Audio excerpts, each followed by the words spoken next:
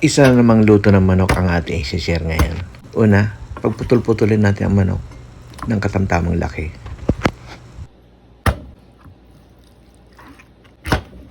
At pagkatapos nating hiwain ang manok, hugasan.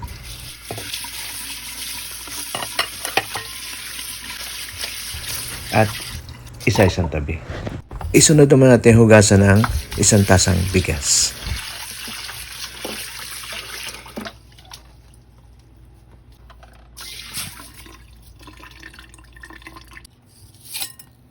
Hugasan din natin ang 1 tasang malagkit na bigas.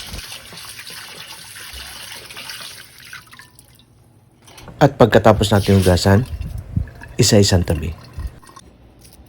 Hiwang panggisa naman ang gawin natin sa sibuyas.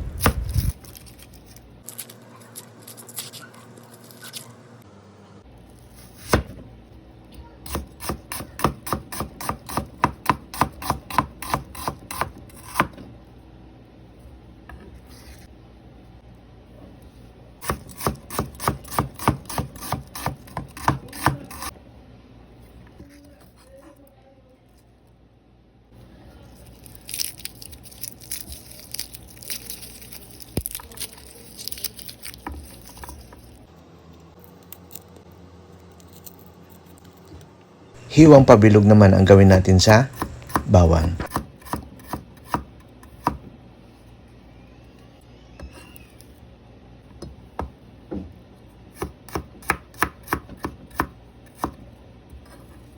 Talupan naman natin ang luya at hiwain ng palito style.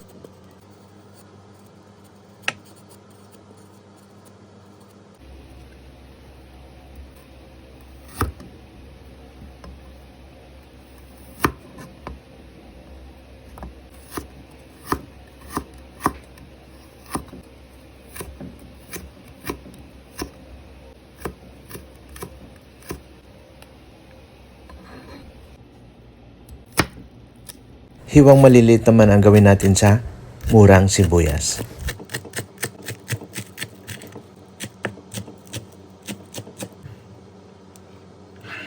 At syempre, di mawawala ang paborito nating sili. 1 hanggang 2 kutsarang patis, mantika,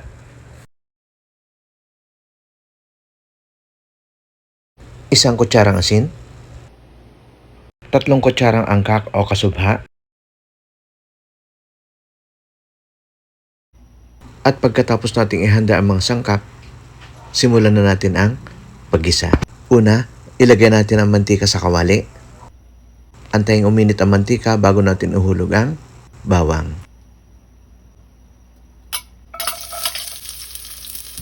At igisa natin ang bawang hanggang sa pumula.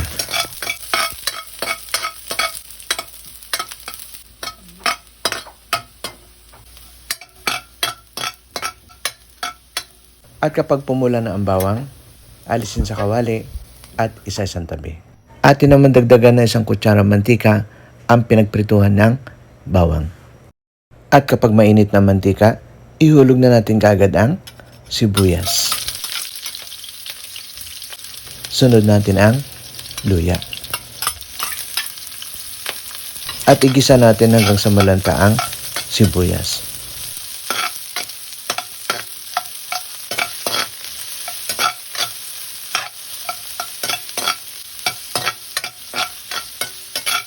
At kapag nalanta na ang sibuyas, ihulog na natin kaagad ang manok. At igisa natin ang manok hanggang sa magbago ang kulay.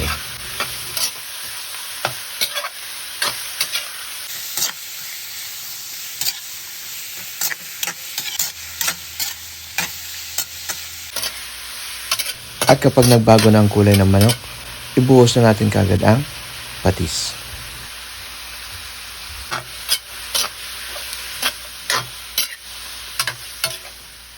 Antayin umumoy ang patis bago natin ilagay ang bigas at bigas na malagkit.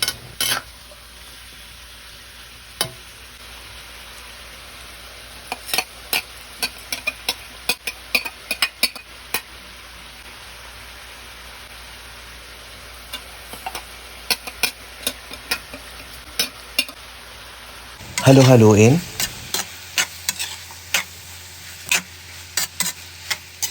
At pagkatapos nating haluin, ihulog na natin ang isang pirasong chicken cubes. At sabawan ng 3 hanggang 4 na tasang tubig. Halo-haluin. Takpan. At simulan na natin ang pagpapalambot ng manok.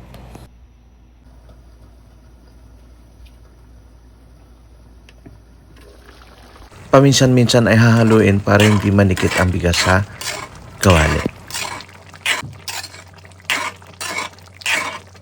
At kapag natuyaan ng sabaw at di pa malambot ang manok, magdagdag ulit tayo ng 2 tasang tubig. Halo-haluin.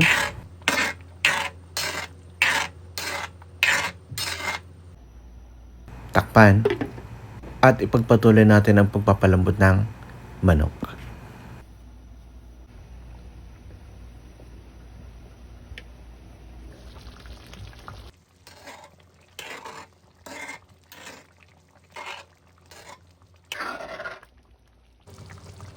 At kapag malambot na ang manok, alisin na sa kawali at isa-isang tabi.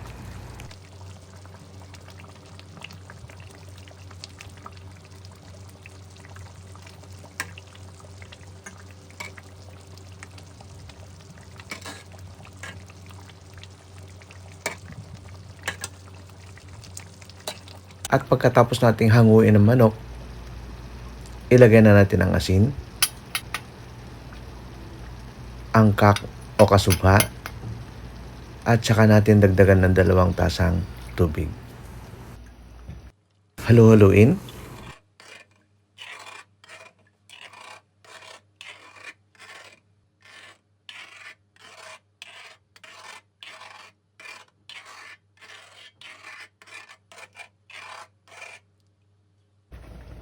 Takpan.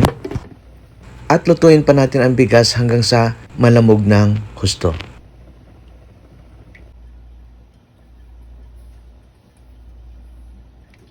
At kapag lamog na ang bigas, ihulog na natin ang paboritong sili. Pero nasa sa inyo na po yan kung gusto po nyo lagyan ng sili ang inyong arroz caldo. At ibalik na natin sa kawali ang manok.